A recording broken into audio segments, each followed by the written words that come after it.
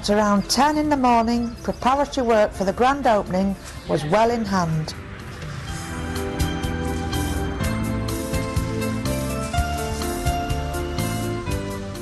The flag was raised.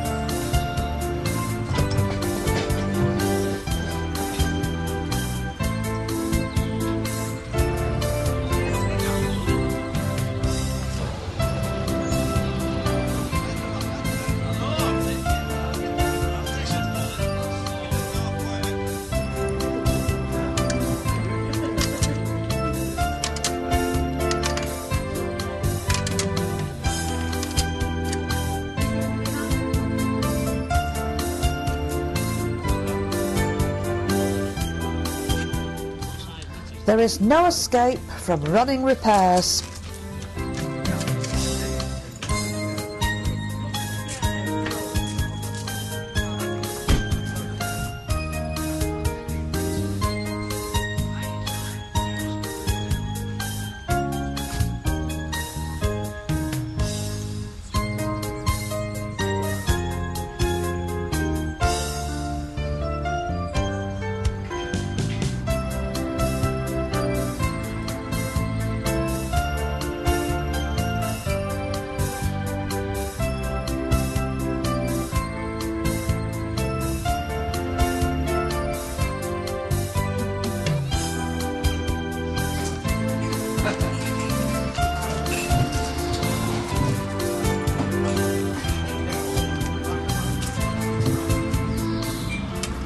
One of the final jobs was putting up the plaque commemorating the grand opening.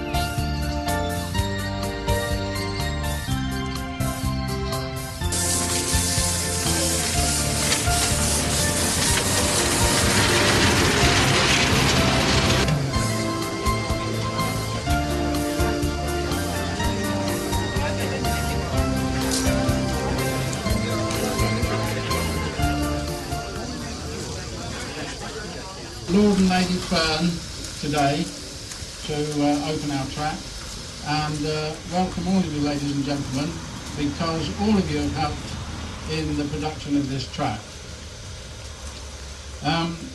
Southport Leisure Services and Sefton Council took an idea of ours and the boat club and made it into this project, which was the boat pond, as you see there.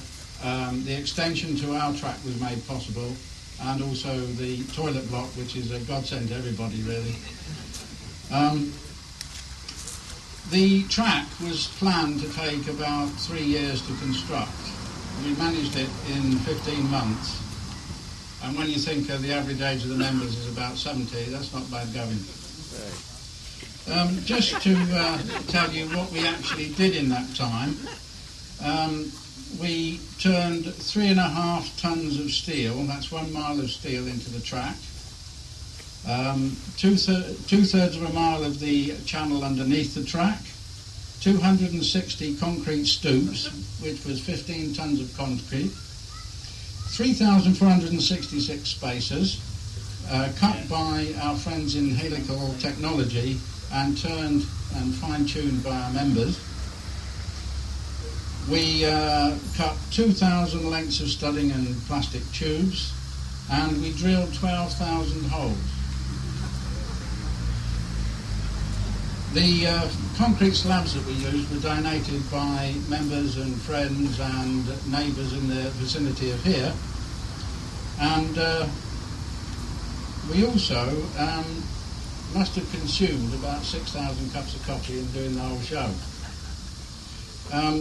The other thing we did was to rebuild the station, and as you can see over there, our new truck store is taking place. Now, all this would not have been possible if most of the people here hadn't donated time and money to the project, and I thank you all very much. And now I'll hand over to Lord Fern to open the track by first unveiling the plaque and then having a ride round with his wife on the first train.